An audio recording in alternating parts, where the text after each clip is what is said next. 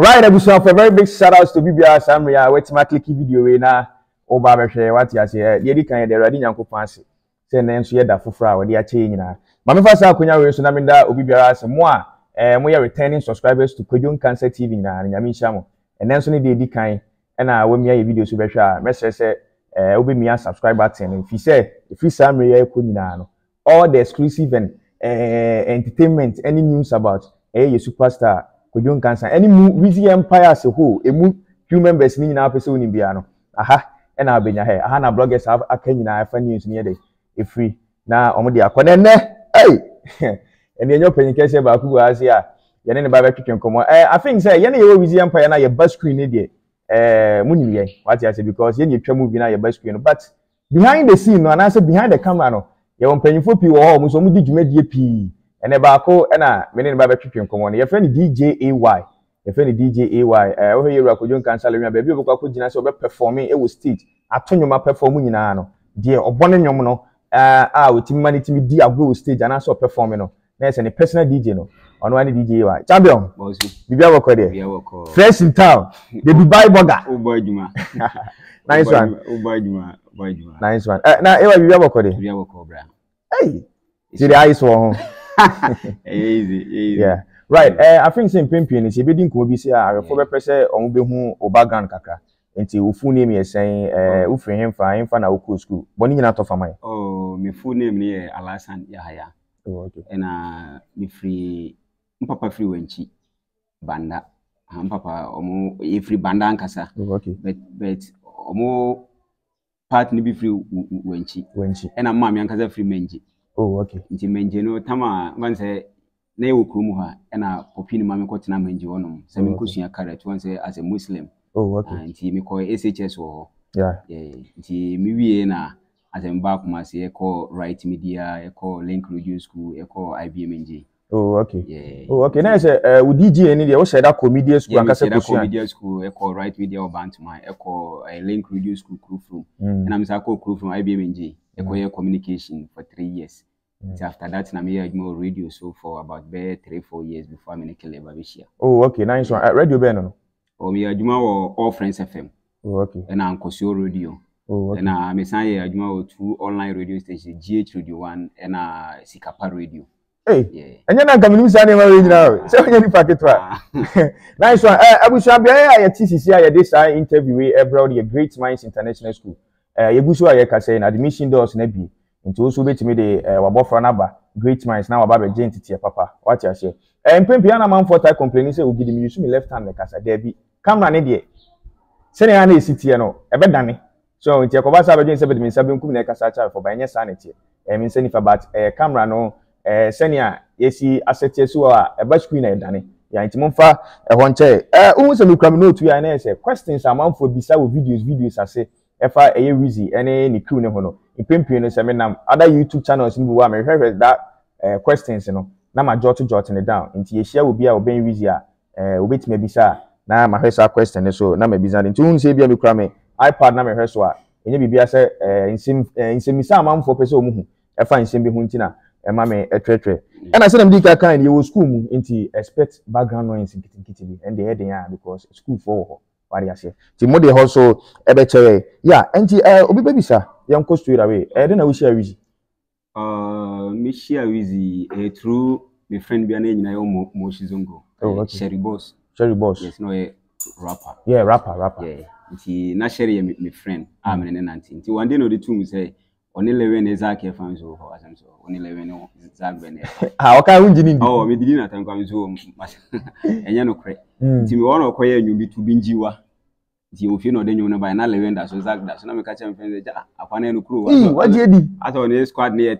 Yeah, because Saturday news say we make my ben Weezy. Yeah. The cry, hey, me yeah, Weezy na me ntimi hu ni say. Be na ye ne Zak ta share be Weezy pa de obi hu na chire. That na we that squad the way ni mu cry. Share buy ya okoye enwum no buy ya the pictures ni we just say. Nti ye promoting enwum no. Satana me so me adwuma with that online radio station. Yeah. Nti ye koye so ekoye promoting. Nti ye ba no se yemfa lewe manager no. Nti ye fa Zak.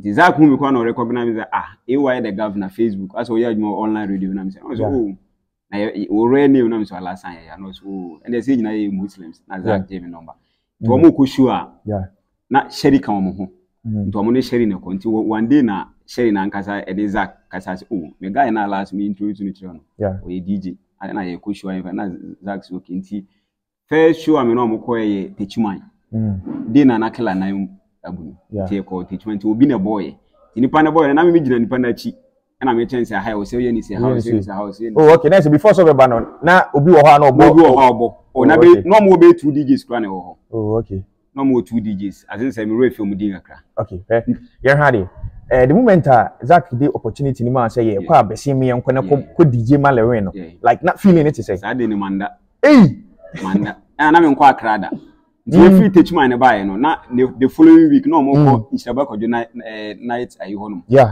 na sheriff frame say Zach say me mbra na enko na me buy me share sheriff ozu ngo hono ma ekwa me say that night na sheriff frame say nyame admatch na ekwa akra manda because na me nkwa akra da ntina pese me ku say akra titie say you blue ya white you na ya asem ketwa nice one ntie ekọ no na me ne Zach ntina clad no ho dada nti fe da esi ye ko duru akra esi a me hu class na me yem me yem hye me rough sesen ase se na me hu ne personal da ti mu hu no abe hala me say una we DJ no nguma ni ma si wan so chaman any problem right nice one I think say feeling say wonya ye na wa share ho experience ni bi a che no na ma mi sa wo mi say wa ye adwuma wo radio stations ni TV ni anade but going to play and I say going to DJ for Lilwin oh show bi sa na show ben first show na show na ye Ishaba Kwadwo ABA ni night club no NKCT okay. That was the first day na as obia no why nyina ekoi tina crowd ho R2Bs ya pono na squad ho na that was my first day okay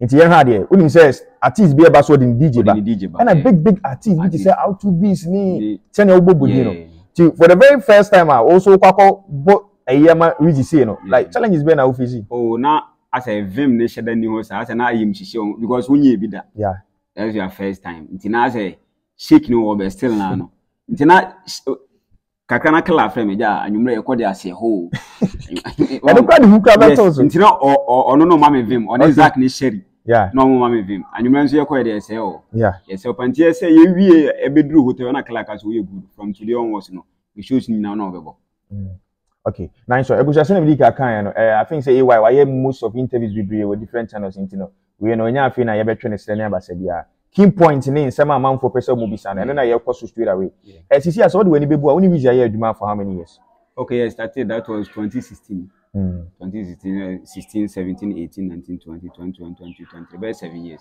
7 years oh okay 7 years okay nice one that time na Boss Nation right Boss Nation okay me started kwa na Boss Nation in buy na ye just Lilwin ni team ni manager ni team from there na as some few years na Boss Nation buy and the Boss Nation here and a Boss Nation ko na Weezy Empire buy and I still now even say okay nice being in a camp of Boss Nation I think it's a lot of people na here dey nipa don bebre wo ko bi mse no den a baabi nipa dom wo de den ani bre kakra beba na ntintwitwa beba koka ne ho nsem kire is there anything be happen wo kwonima wani anje ho a lot because that time you know na laptop na me use ko no that time no ye meeting and I Weezy yes e ko auto laptop am so there be on jai because na laptop na ekura me am say you bet me yes on jai me the ekura me no yes me de be adwuma problem be ani nti na manfo e complain na other DJs ni nyina use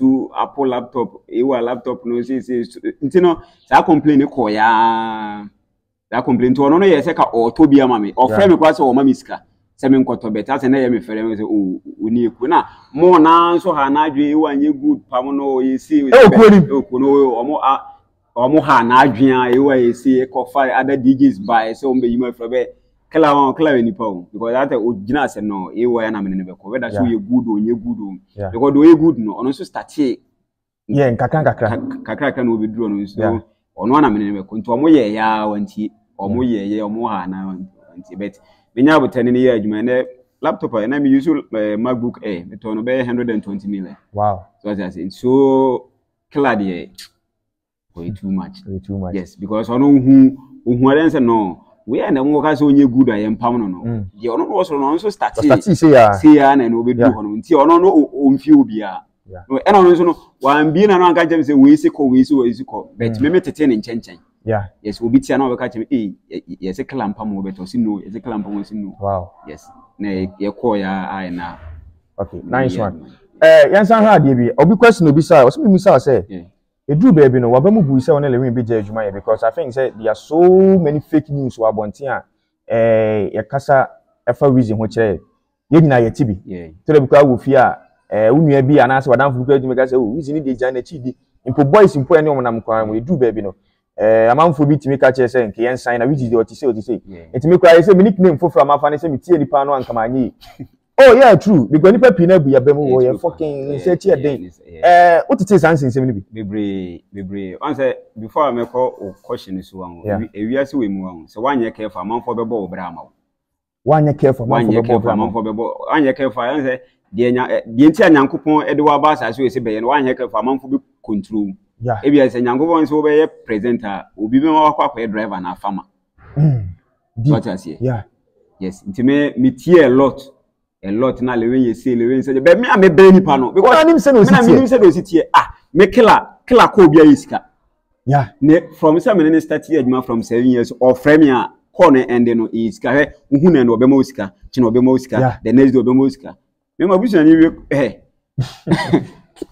kenya yizu ne ko obi ayisika na ne bibia ayisika ono on feel say brefi na obi a me wa busu afo webre ho no fafo ne brafo ne bet obi anu wonu ma me family members so say me frɛ we say we na me o kire me ba be diska no be o frɛ kala o chama wo fie na me ba be sra o ba jiwe faka na eno kwa bibri sas kan ko timi de bobra na me shop na me de na bi jiwe faka enye show sika o jiwe faka show sika na kwa da no da ba bi a me mfa me sanka wow iwa wo he koto we bra jiwe endra me ka say endra kwa na me wo fie no frɛ me wo he ko airport ko ese mi wi na mi kwa be 600 wow so that say ka ye busu edun be bi ka say busu me na so me were friends bi mu ye mate bi mu ton ne ma ne yi o mu complain bitimi ko tena from an patu anwumre 50 cedis kwa wonya na wo just smart keke ala man for kan say na odi na chi na wonya he entila bia na ma sare na ntima mbu wa bem se me be ni pa no ntimi nim se do siti enti de man for kan no na ya mfa me ho because de o mo kan nyina ye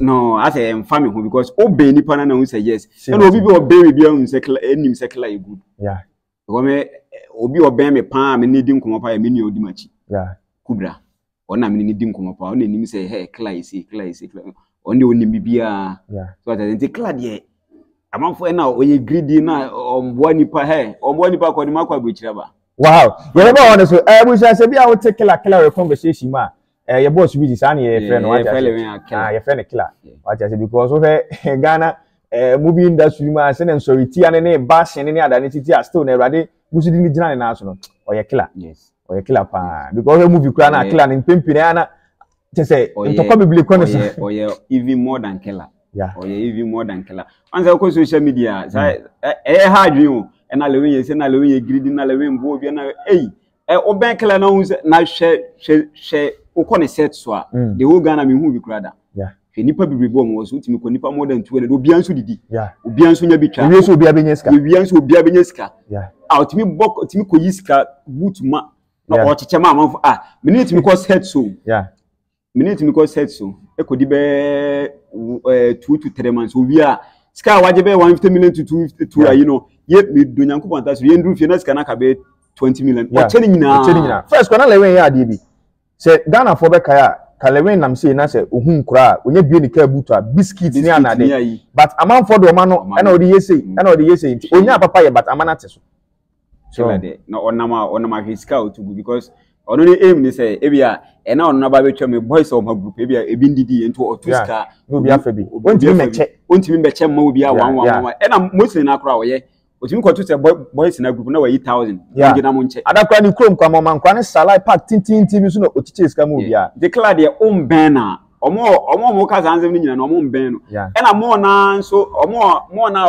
ebi mo aba ene ya be ya adwuma say na onye good no you say no adwen na wo de aba na adwen papa na wo hu so onye good adwen papa nko de na onya abotre tena se a because ya na ye ben kila ye nya abotre na tena obia nya so mfa so obia ho ato no ena mi say mi ti mi wo workers be serve omo ye adwuma ma me because of kilanti because yenga hwe ko unim amanfo nim live in Ghana TV say me amedia no me cameraman wo ho me wo me editor wo ho no me presenter wo ho we presenters be 3 so what I say I month obi anya ne share ti true hwan true killer nti onye good a na live in Ghana TV no me the killer na build ye ono na ma me chance o ye why ye ko show atwa ye ko ha atwa ye ko ona ma blog and dinachi but o ma me sa chance no se me ntwa I na me ko be 20,000 subscribers now there are a lot of YouTube channel be wa Ghana ha here ye the reason build yeah me person me body ye the reason build so that say me page ni say me the bibi tum na enye Weezy enko but odi tum na ye Weezy won say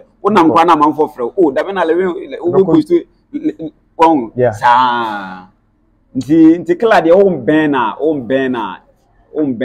na yaw because amanfo expect say wache na oshira no nya na oshira no na me kwa da na me bi so cha me asem o interview wache say simple mu se obi agina so acha de we unity a wo ba no ye nka say obi manage ono akoya wo say oya den a kala no ye mfa ne compare obi no obi oya akokra eya brantie eya anroba eya see like oya one character baby a ultimate de bibi ye ko Dubai say ye nam on say last na ye ne nam as na ye kwa akoto ade nti na videos bi wo obi broni bi phone so all the time o he class no guy na me ne ko no wa ben is it not a superstar in Africa? Oh yeah, fast. I want to go picture. Wow. Bruni fita. Who you no recognize no. Na ye ko out ni say. Abrofo no munim ne pa o mu no recognize no pa. E bi airport obi ahu na eno kwa na emi ho Mr. President ayi a ye try. Ye see Dubai airport abrofo no whether abibifu abrofo obi ahu na Mr. President. Me say na abrofo mo ye de hu Mr. President. A trendy worldwide. You do according to me, Mammy Miss. I think so. Only Weezy and anti-ache. I think so. One of the key things I want to I tell you, my bash and say we took one on for the uncle. Did you go to a point? I was with the alpha. I said, "Levin there, Kukubushu, UK," and I say, "Abuchida." I was in the DJ the ordinary. Like I said, one try to be my order, and I said, "Did you get worried about it?" Never. Man complained, and man kanda. Now Weezy started say. Two point no ne hwan for on is that for America or the Nico UK the Nico Europe like on is that Nkansah Nkansah so what I say to on is that time no that was 2017 na ye ba be call Sweden but one say na my first time na me never be 20 as a nema 102 bi and am an go through okay now so when you can try continue be am da be 2017 check am go through from there for 2 coins until now and osan call America be I think say that was 2019 2020 and so na me na call bet bibi and the me na me stop here because bibi cross so me and I mean 2 months so killer we dey come report to say we go no America no me so because na here some small issue be na me so me say me kwa jafi na nyame nti killer dey ono dey akwantu bia no me ndi hu e na on 2 kwan abra me nya we say o me kwa brochira ko e na me kwa me ni miti ya me hu say wakoko no onko abroche shows biasa because the oroku bia no me din ka ho mostly na me na me stop so that I say because first time na ye kwa because of 1 or 2 issue amanko no second one so na say me ko e na me personal reasons binti me na me ye nema bi amanti manko nti third one we buy the 2 months dey no friend ko say massa we dey opumpo obeko yentin si Dubai trip with him I think say akonya by some ko bush with Dubai first year I catch us say show be aba say na for passport brand na feeling it is say enye something new because na me ka no kila fe wan am say me wo feel for passport no bra we dey opumpo obeko wow say na o kan because na enye something new because na ya dey eda ho so what I say because obi a wo ba be ko America that was 2020 because of 1 or 2 bi am ya manko na Dubai aba so we say na enye something new na enye something new nti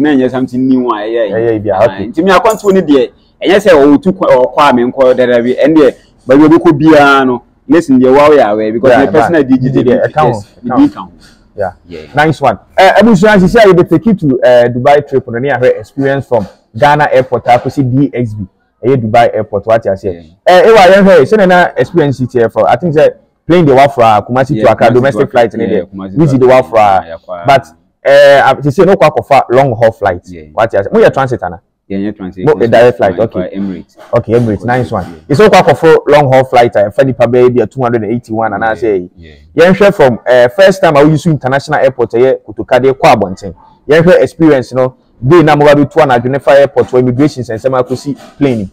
Oh, you could do airport for ye bibi. On the killer one killer na ma ombre. Aki na say di so. So that say baby because so you superstar no do baby yeah. Omo checking all right. Yeah. Be nye gidi ti say yeah obi a oye. Yeah, baby a protocol one dey. Omo ti ase. Yes. Nti udi na chi a nti all kon criminal na na say ye fa bibi easy. So that say because of because do baby ko almost stop for me.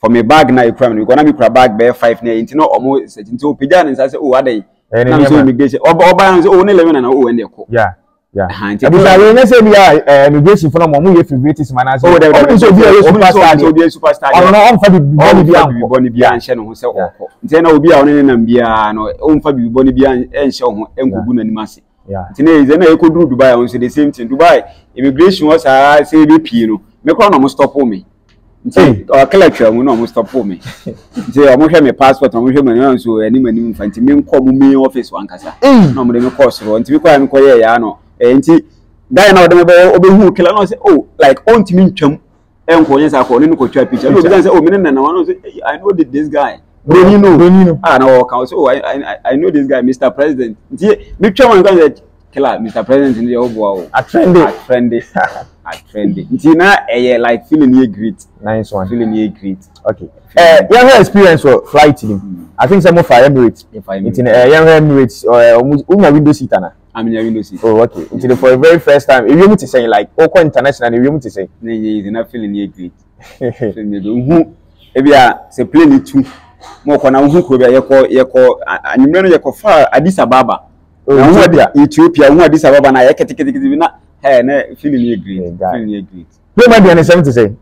Oh, mo bro mu and I drink am no mo pa o mo drink bi Pepsi and am no mo pa o na great as o serve kama and I you o mo si treat nipa no hey na and as o mo jeje so as akola mu no bi bibia pibia bi nsuo no mo de abra o pepe we no mo de aba o ba go do ba ko shewa no aka saja no ahye no watu o seat belt o bona wu ana ono aba beje no ayama e bia say wo pressure yi na akwa akire na say wunti na no aba be yam o omo like omo treat nipa yeah good we say Emirates man is ke bia we free promo na ya mo ati ase I think say experience we nya wo flight na a great thing you recommend am who ko Dubai who is kan kwa dey twa direct flight and pimpin ya isi ke so na ya na ye twa the be transit si be bia na ko ba say plane in bottrotro. Okay. You see, and then the board for by direct flight to anybody.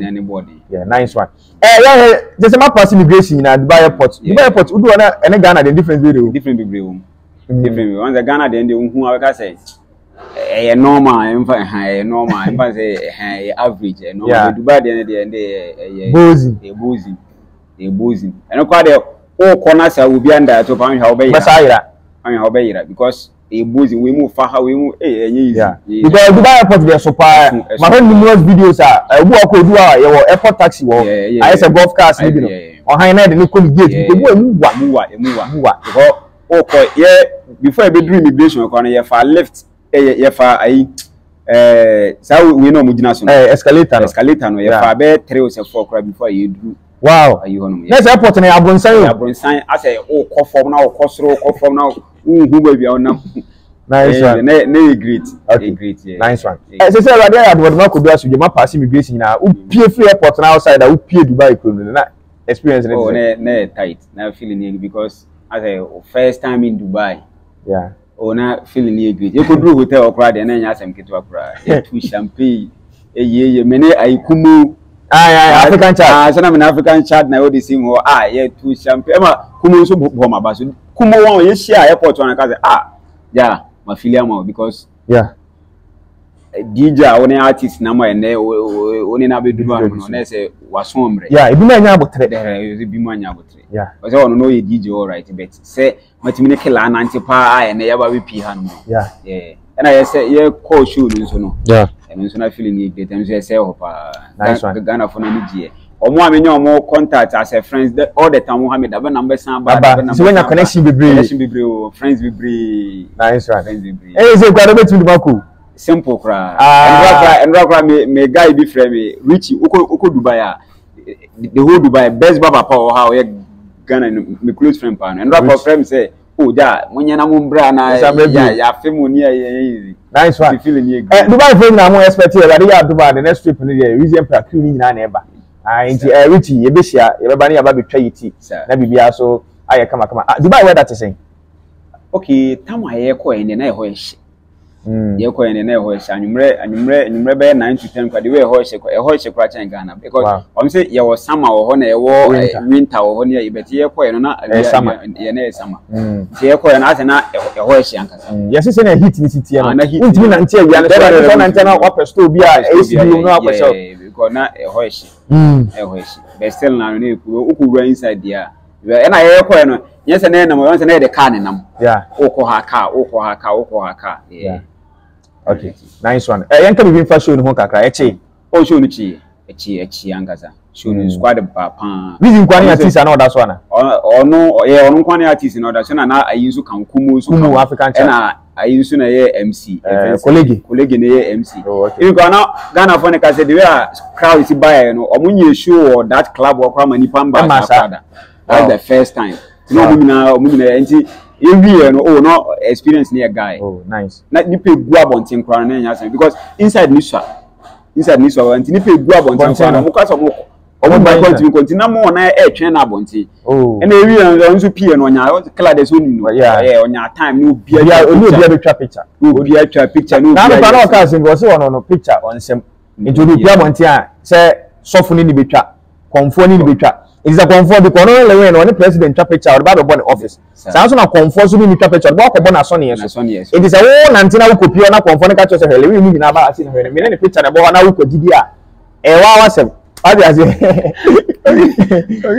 yeah and the trooper 20 nipa more than that 3,000 on your time no bia e free ko na ko bo be anopa basis wow your time no bia twa picture the obey snap the obey in your time no bia bibia before you ever back to your hotel you was am for yacht e conference so na experience na this great na me first time I say me dey akotena boot bi sa so Nkansah yacht so as e dey fa insurance sabe se be 4 hours wow something nice right and I team no so ya de omo dey ko na SG mo na asa manhia so ya dana te powerful bi on so oni G and just pane omo keka ho na feel ni great and na e fan as ani gie easy enya e kwa ka yes en ko back right abusa say na me kan ya ma ya kasa anya tintin I think say key point ni most of the questions are na amount for person mu hono eno ana maba mabisa ye wa na okoba bi nti we mentwene tintin wa answer na ye be kono upon so we Weezy achi from day one the amount for tete wa ma wabamambu akoso we di achi because we ase no Bible kra kan say the opesa wo ye kese no na the opesa wo titire no ni kanya sonfo ana sompa wo ye so wonfa so bia ne say na wo so anya bibia tale passport mu no dia futu ana dia asem na wo be ka che ya ka ye di achi because ye so enye nipa bia ene ne hu si abamumbu baby a do situation bi ase na manfo be sia politi wa adwen se na manfo be tia ka no wo de titire me de na be ka se mu nkran de me ka se nkran say we dey emo bi ambu abam because amanfo kana omboa wo na onye se bi so won say de ono no so omboa no moa be na ono na ya aboa wo because time wa issue bi sa ba e boss nations ensem no adana amanfo kana clear say me wo fa bi frame and I can't snap from the chin on board and Metaya be weak numbers of an annual woman 100 cities. Oh, the hair. And I'm sure that killer, and I was a bra, you call no mammy 500 cities. Wow. Because I said, yeah, a movie and pull it. And I'm the say 1 year care for Brahma. Yeah, 1 year care for Brahma, and Tobia for crossword the oil. Yeah. Well, killer na kwa say because of the stardom na no dey. Jaman for envy more. Yeah. To be na intina menya interview. David. Started say me killer adwuma. This is the second time I'm here. Ba ko Konfante plan no ben killer before me here. Oh yeah. you free account to mobile say station YouTube for bebree omo ha adwena me so I was say we focus so enti obia uti obia because mama mfa me anu anya example yon chorus chorus ma for politu na adwen ono aye interview kan ekotena fie for more be 3 to 4 years niema ye basa ofre me me frɛ killer kan say okla minu asisi no so enye problem on sambra so kwa kusua de da oba the same thing no kan say amanfo ne politu na adwen na mo politu na adwen okoye no obie no ho obie no bo da bi obie no yo bo pere no bet me nipa ba ku mienu mi say ya o me sa so so so na amanfo be kan na ombo na na really kan no ombo ma busua ni bi amfa me kwa akra da wow obi no obi amfa me kwa akra na yen so mu ni ska mo ska me wo fafo bi mo abrechi na ye obi a obi ka se ma nu ne ma me nse obi e he ne ba sa nti mo obi mpolitu se na omboa na mfaso be no benya because me ne kala nante ka enese ya nkoshua me YouTube channel no every month we benya sika ho me was shop ho no ma shop no so this kaba say be second one bi wow first one location wa yemfa first one location wo fencing tafo ye fencing tafo ni mozumo bi be e fro Kimbojus okay to do na so ka se o pe Weezy barbering salon customers no kura busu nti ama seze ko na bo ma ubi kala say begin na me toka ami hu elentra bia na me kwa akoto me nipa ne kan ya o se me ko bank e ko yiska nti on say kala so de o senior ma wo ye bibia ni ko so de tu nanim ya so de tu nanim ya nti me ye na me tu nanim so kala manya ka bia me kwa akoto no say why ka embo say wa bo show so anyeska fire establish business ne ba na autocar na no say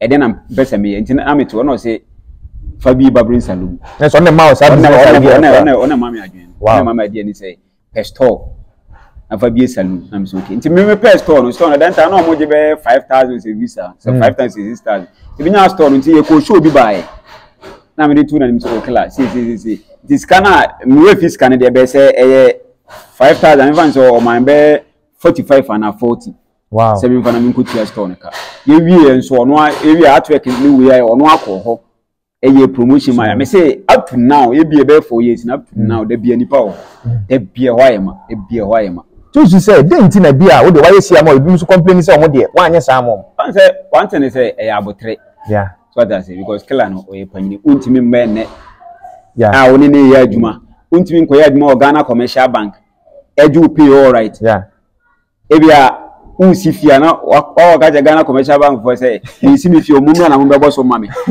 pay na woje no woni so pay na woje no na fa ye bibi the killer no problem na ko say ye na ye ben no you mean say aso woni say bet my bibi en ta ba ya mo ye wa ko shu akoje 3 million 4 million ti wa tia o ka wo be uye bibi on san kukuru sika no en fa mbebo no ana na me ambassador ye interview me nchewa no ana me ka ni abusia fo ana na me ambassador ye interview bi ana na me ka bi wo say woni obi ye adwuma ho o first priority your salary ya ka bia your bonus but what you say na me YouTube here mfato udu YouTube ya papa ba ko bi wona ye security o gate na no kan say na we akọ reception wa ye adwuma wo ha chepa say despite a billionaire o bet papa no ko nya 1 billion the life nyina say o wi ase nso so to but say o say adwuma no what you say ti say da be ka papa na ko mo pese o ye na be ka say oh aso so no ma ye adwuma che pese me ye say o bet ma tamfie kwa da e de ache no ena kala no me ena one benefit so wanchi wanchi mpapa mukuru omo ye festival bi o every year bi wanchi kubi festival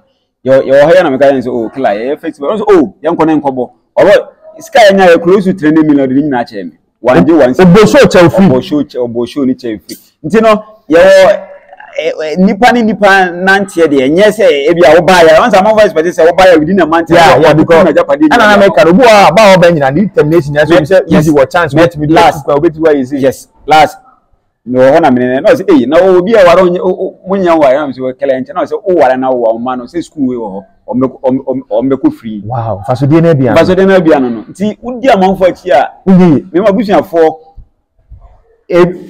obi ambie school dey wo bet omo wo akwanya sese wo wo metimi do bet nipa ne nye onye the killer no yenim killer ba bia be hwe adwuma ye ne killer yi obetimi de na busuafo aye oni bia ko be na tres ka bi nipa na to school ama na so abaye kwa ma DJs ni wo play obetimi ape one DJ ama ya training no ma nipa na be perfect but the opportunity na ma me or the ama won so the ama o chiame or the ama event obia tinu wo ha so use wadwen money pan pressure because nya wabusuani no yeah ono so wabusuan ono so yeah because they expect say yakoshu waje 400 million ti say me ware am ana say me expect say kala on talk am on talk computer man for no me pesa me to me ka na ya me to me car because me yeah because me maduma me koshu eji misika me shop every misika be YouTube every misika yeah so what I say nti ene say pesa me to car me to bet nipa on the kala o ben na o ma wadwe yeah and ma obi ma pressure mo obi titi amam for no no 2 years for all the time to tie kala obi bia e common de woda so as I say nice one you waka sapa ready say say na oba ebusua enche bia the conversation no ebesi wa ya for social media handles ni tudwe call Instagram DJ YGH, TikTok DJ YGH, Facebook DJ YGH, Facebook near to me o AY the governor or na DJ YGH and my friend go America was sending me controllers bebre on control the DJ for the boy DJ for born into go me wo bebre squad eto okay o pe bia to a me am personal line 0247 01003 anyanto wasebo number na ha 0247 01003 into we DJ nkwa na contact me say o pe controller egufie bebre okay now so my last question na ya for conversation is we are strictly say we are mama Weezy nkwa na so be boni program obi to na Weezy nkwa because no okoju obi show na say show but because no Weezy show no ska menya no wo wedding na say wo party no me nyasa ska nti me mbo obi program baby apart from killer day okay e bia say program bia ni wana say we my friend na we wedding na we birthday day yes and e bit ma ko be say me ji obi we dey adwuma say me ji obi program because no show na me kono because me charge on team but there's no way I will wedding from so we wanna me charge 3,000 untia obi betimi be obi so ntimi nti no me nti strictly Weezy yes nice one abusia ahana be ma kwaya ma ye conversation I think say there are a lot of in some person who fa Weezy mu nyina ne ye de ho anu ya ye Abel nti no message say obekọ so subscribe to Kwadwo Nkansah TV say unya subscribe ya obi na one mame kan one na yi ye blogger bi wo so nya mi refi ni di kakra ne chain ya say oye wia na wa send ya mame because we say amam for ta post tamo akela ye fence data yi we fence wheelchair or church yeah we wheelchair yeah me am share that pictures ni we no send them a blogger no one fee ye two kwan ye ne kala two kwan or the team ipa be 3 4 two kwan me ase anytime bia no negative news enkwa na man for blog enra nyumre mi se oye ya bia ase amanfo post ntina me am sister agia ni mi se woni na yeah agia me ne back class hum once me no pictures bi wo agia minister agia minister pa me ni free the same family na but I say AY's girlfriend say yes Lilwin DJ girlfriend oh yes say AY dia kind of me fan kind of me bet or the killer dia fakela oh ye bibia oh tire bibia fa me wa fakela di enkwatache and I Lilwin say the way out we never views near you over say be hum agia enya me girlfriend agia me sister nyina if the same house na wow so that say brothers me pa chow bia we upcoming hwe ye because you say na emra wo ho we say ko take legal sisi aba be ka say ena wanya na si so we no say family member be want eh na wa sister na date wa din say it doesn't make sense ena we say the living dey because attach so yes na ko problem about me say brother we yes ko delete ni na enye sa iteki legal na basa be ka se enye ena say ni obi nka say mfa Lilwin dey promote way but o de mananya positive and as my positive ne no so sa na ye be sell enye sa wa so betima yes yeah Ewa bro yebeko right ebusu ya be sia se na me kwaso aka say Great Minds International School admission no kwaso betime de wabofra na ba your boarding house wa for me money me nyina ye gibo mofra from class 4 ekosi GHS for boarding ananu bi bisa cha me no school fees no de ne boarding kwa from 100 cedi kosi 3.8 wow we facility kakawe and boarding fee no so week be 50 cedi omo ye ne se nka day bia no ye mark akra ne 10 cedi Lilwin atwa 2 days which is Saturday and Sunday in Weezy afa nti wo awofo no wo twa from Monday to Friday ti week be 50 cedis ti boarding fee na say a month ni 200 cedis wow e da form kra wow da form yeah nti for abofra ne ba no so meje formal and quality education Nkansah so ni ma de kra de fa ne bra ye wo extra curricular activities say be music and dance acting ni anade ni nyina ye kire ma kwan wa ha say nti wo so betime de wabofra no aba na aboa ma ono so etima benya ntete pa. See you in the next video.